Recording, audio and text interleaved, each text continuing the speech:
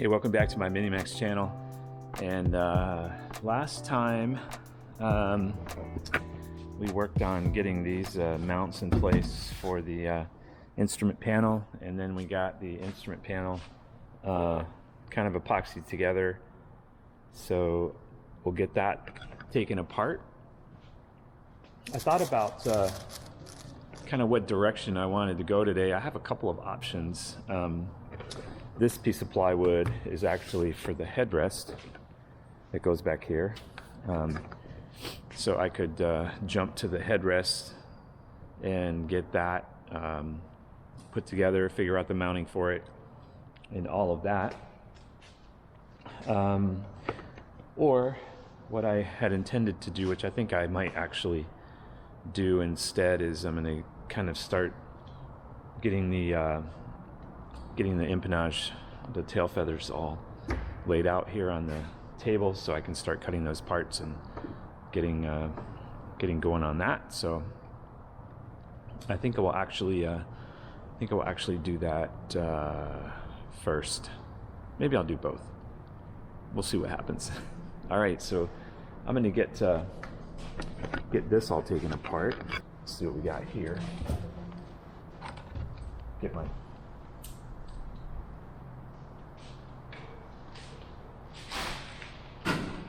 I'm sure it's good since none of my tape peeled back, which was one of my main concerns. If my tape was to peel back, that's why I put this strap across it this way, to keep any of these from peeling up. If any of those peeled back, could have had a problem, but not the case.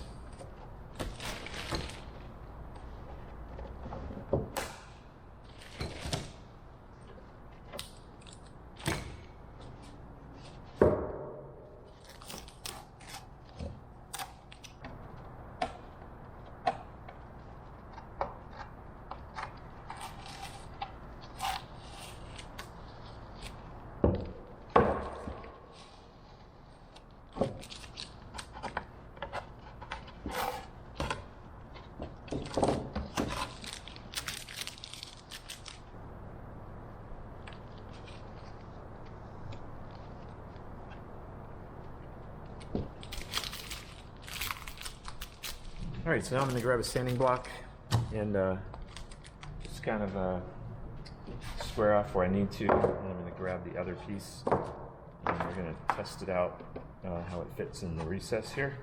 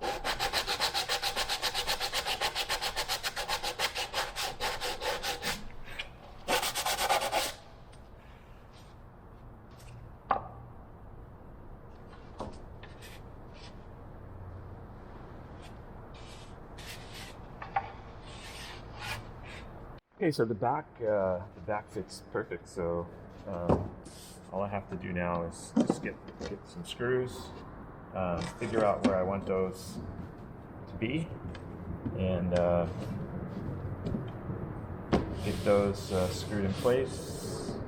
Maybe 7 screws total. Let's take a look.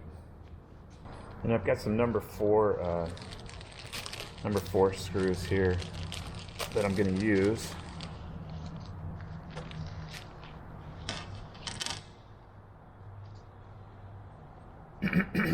We'll drill some pilot holes and get something marked here.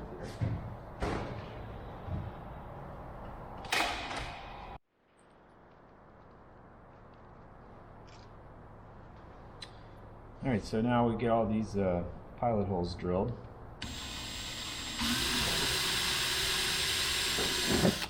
And to ensure, just like on other components, in perfect alignment, just use the smallest bit for the pilot hole first, all the way through both members, and then we'll come back and we'll drill out just this plate to fit our screw, and then we'll make sure that we're perfectly aligned. So.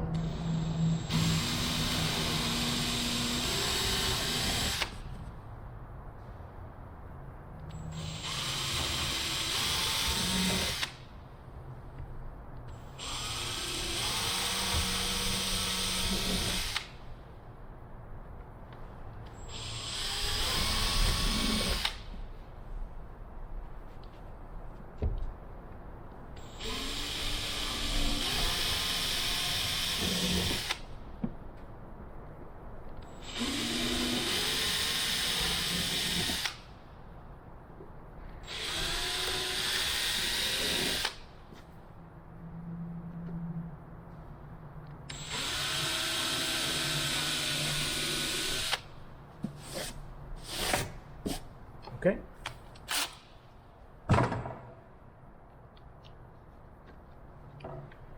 We're probably going to need an 1/8" hole.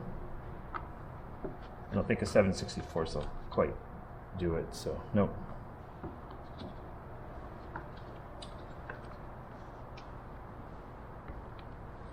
All right.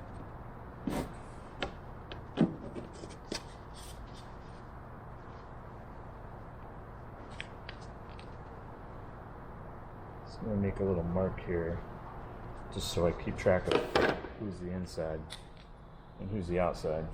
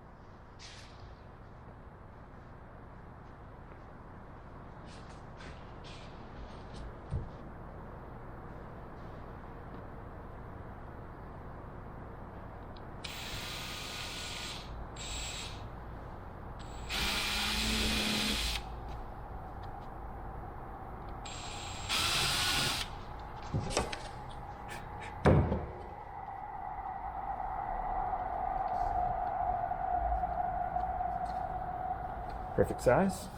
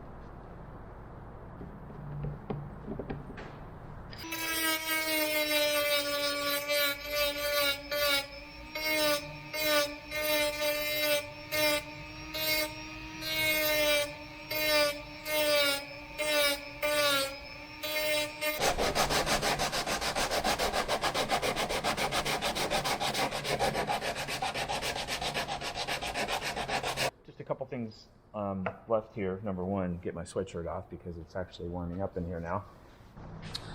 All right, so that's number one. Number two is I'm going to put a little thin CA in the screw holes to harden those up. So I'll just go along here and get some of that in there.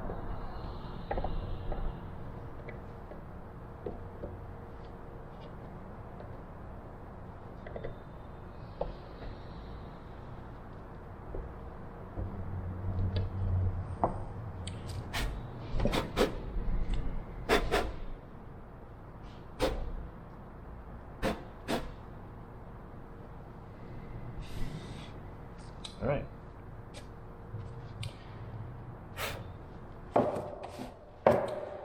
All right, so that's great. It's a really nice lightweight, very, very strong box, a lot stronger than probably it needs to be. But, you know, it's the thing you look at all the time, so it's worth a little extra investment in getting it looking really good. So, all right, I wanted to show you. So this is my bus bar that I found on Amazon, and I did a lot of searching until I found exactly what I wanted. And actually, this one I like it very much for a number of reasons. Well, number one, it's got the number of terminals that I need, and then these rubber boots are great because they won't like crack or anything, so they just fit over the main lugs. And they're really super nice. So I'll have the positive and the negative terminals, and what I'm going to actually do here is, instead of using just a screw with a lock nut, I'm going to actually get screws that go the other direction, that are going to go this way.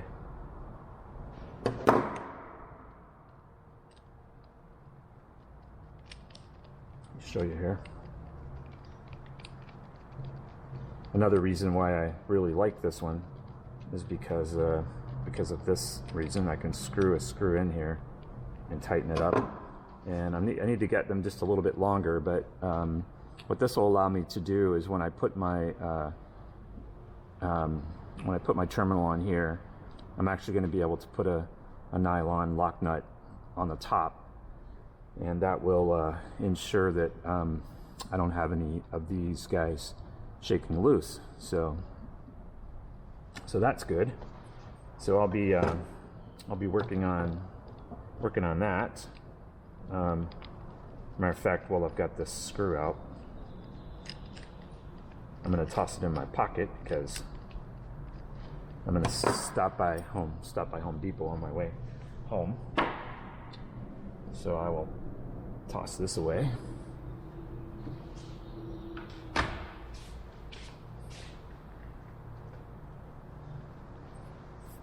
All right, so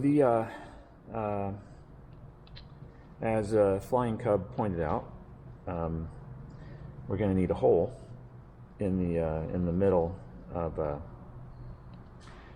I was trying to determine what size hole I needed to drill, but just trying to get a feel for where I believe my terminal is going to be. More than likely, it's going to be over here. It'll either be over on this side. I kind of want to keep it the opposite side of the compass, so it'll probably be over here, and like so. So there's plenty of room for the switches and the breakers front here, and then I'll just use some countersunk screws through the bottom here and get it bolted in. And then right in the middle, just behind this section right here, is where I'm going to put the hole. And I think I'm going to use so I was just thinking about what I've got coming through that hole. Got the 12 gauge wires that are for the that are going to go from the battery to the terminals. We're going to have EGT, sender, CHT, oil pressure,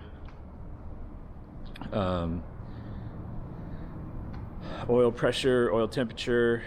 So I've got a number of things coming through there. So I think I'm going to actually make a 1-inch hole, and that will give me plenty of room. Plus the pitot tube has to come up in there. And so to locate that will be pretty simple. All we have to do is take our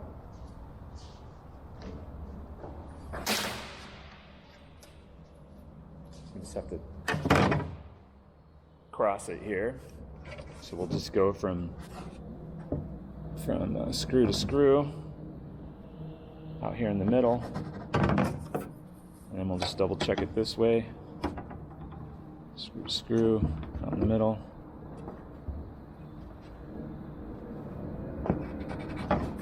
So it's going to go right there. We're going to have a 1-inch hole. And then on the bottom of here, we just do the same thing. We're just going to go hold the hole, we'll find the middle, drill our 1-inch with a Forstner bit.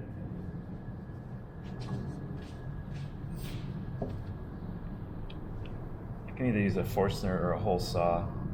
Probably use a hole saw. Might actually do a cleaner job than the Forstner. I always worry that that bit in this thin material might actually tear something out. It worked out really well when I was drilling the deck before, so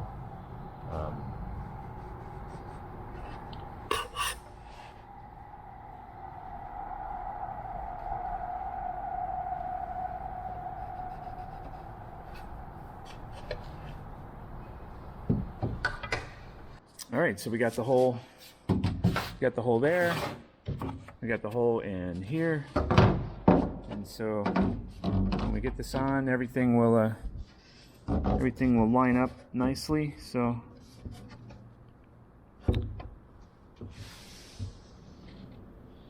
all right, so there's our hole through there, which works out great. And I just kind of smoothed them out with sandpaper, so everything will be able to pass through there. I might, depending on what size of the grouping is, I may put a grommet on it or something like that. So, but either way, that's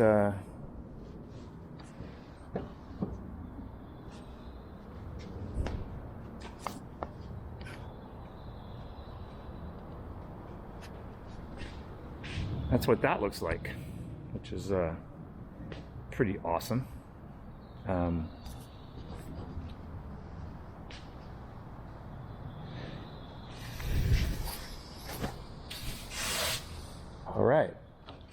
All right, so one of the other things I did is this ACS throttle quadrant was on back order for a long time, and I had picked this one up thinking that I wanted to go this direction with this style.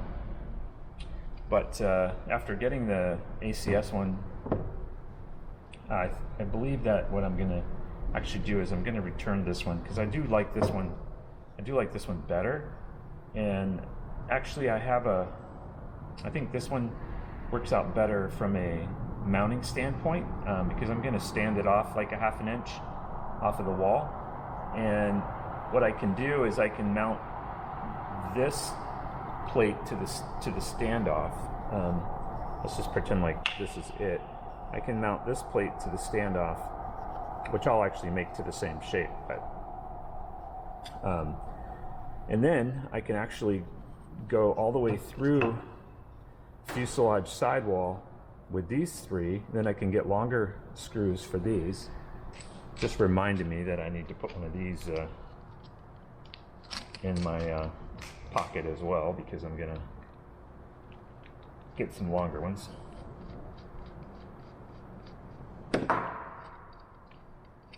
So then this screw, I can actually come with a longer one, I can come all the way through the sidewall, countersink it on the outside. And what'll be nice about that is I'll be able to remove those 3 screws and take the outer plate off, and then this will still be attached. Let me just show you here.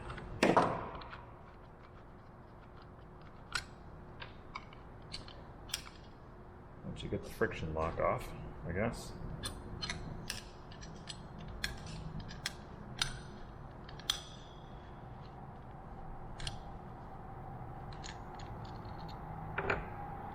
So then this will come off.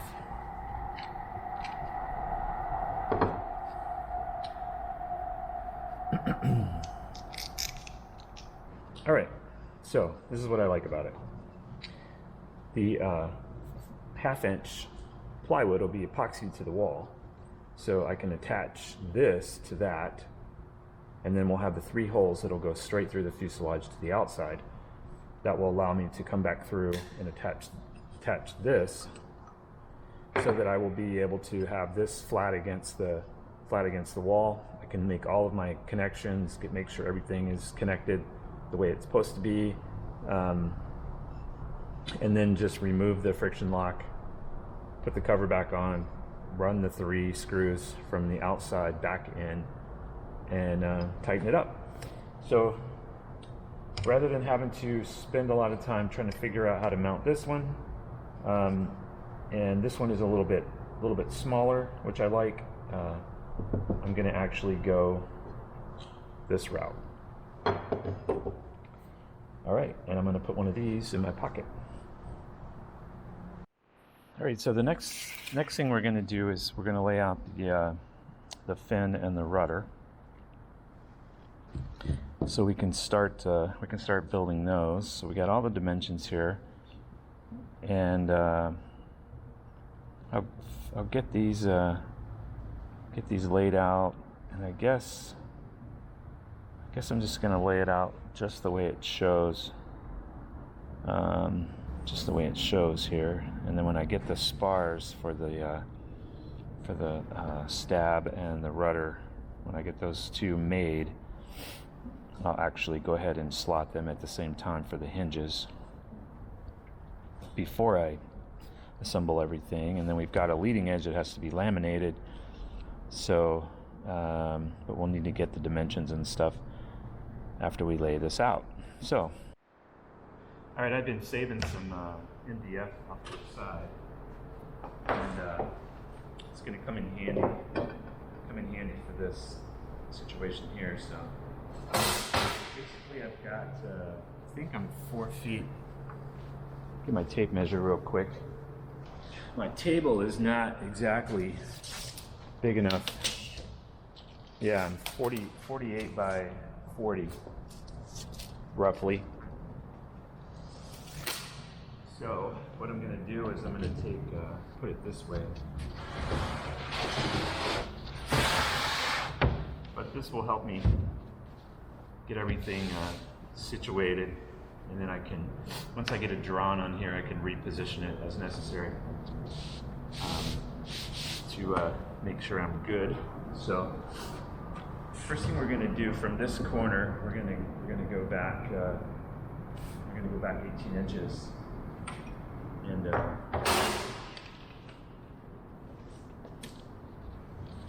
going to make a mark here at 18. And then we're going to go 17 from that mark. And that's going to bring us to the back of the rudder. So 17. All right, so I've got the stab and the rudder drawn on the board here. I had to add a little piece out there on the end. I didn't quite have enough room, but that's all good now. So I just used some thin CA, and that, you know, smoked off and like dried right away. So that it's not a problem. It kind of likes fiberboard. So now I've got. I know what size I need to laminate. Some of the things to watch out for is You've got 5/8 by inch and a quarter. It's RS10 on the bottom here and here, except the rudder is up a half an inch, so you have to make sure you don't miss that. The gap between the two is 3/8 of an inch, which will be determined by the hinges and a couple of 1/32 spacers on each side. 0.8 millimeter plywood really is what I'll be using for that. The very top of the rudder has a piece of RS10 on this side, and then it's got just 1/4 inch material RS17 on the other side, because it actually gets cut with the airfoil shape, which is shown right here. And so I'll have to make a template for that, which will be simple enough. And then it just applies for, you just use that template for the very end of every piece that you cut. And then this gives you the details for the hinges, and then it actually shows you here how the hinges get spaced with that 0.8 millimeter ply to make sure that you maintain the 3/8 of an inch. So no need to really put the diagonals, because those are going to be determined by where the horizontals are located. So that's simple enough. And yeah. So now what I'm going to do is I've got to get the pieces cut that are going to be to laminate this leading edge, and we'll get the leading edge material kind of all put together,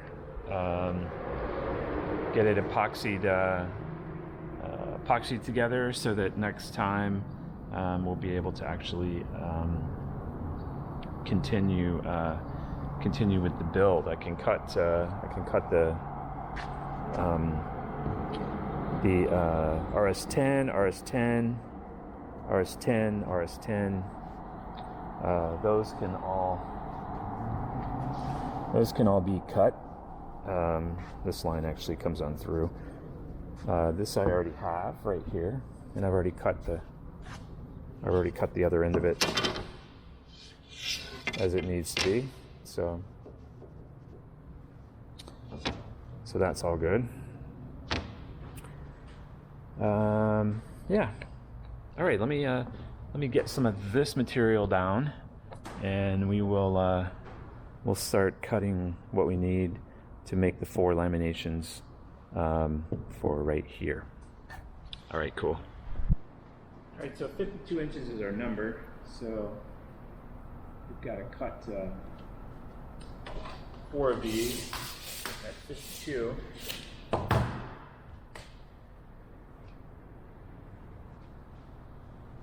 And we're all set up on the table saw over here. Let's get that done. Probably making pretty quick work of this.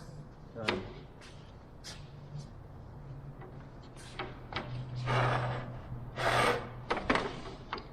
do is line up on our number here, right on the edge of the fence, as always, and just push her through.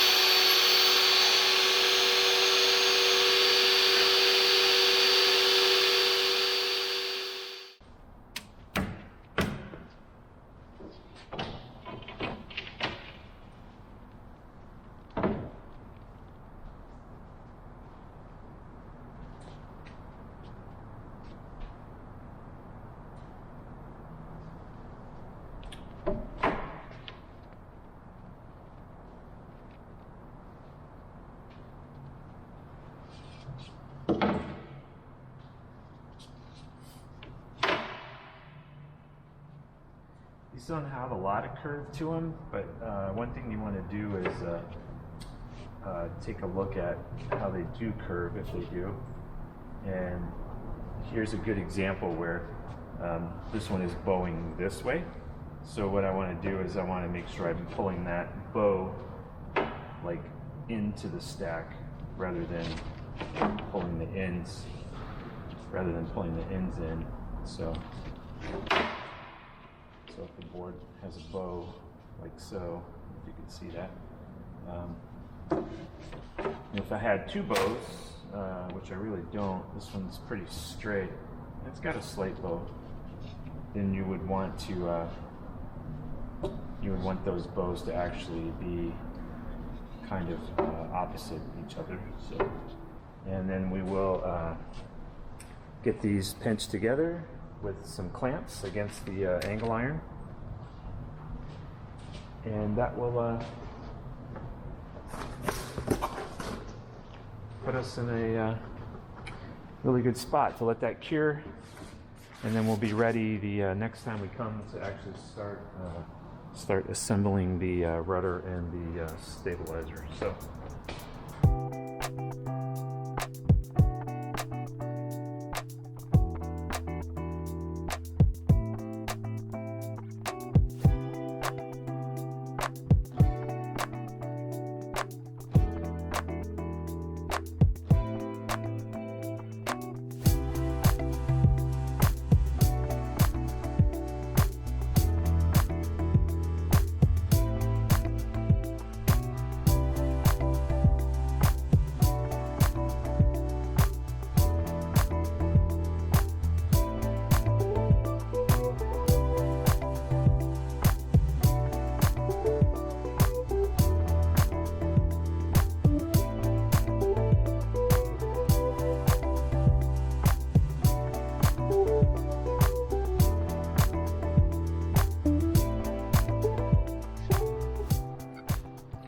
All right, so this is what we got done today. We got this sanded. We got the holes drilled for the screws in the back. We got the hole drilled in here for all of the things that have to come into here. I didn't show you the other day, but I actually got my push-to-talk switch installed here. It actually turned out really nice. So it's a nice momentary switch, kind of low profile. You can feel it with your thumb easily and press that. I do have to pull it back out whenever I run the wires for the push to talk out of the bottom of the stick. So I'll get that, that'll get handled, and they'll come out and travel kind of under the floorboard and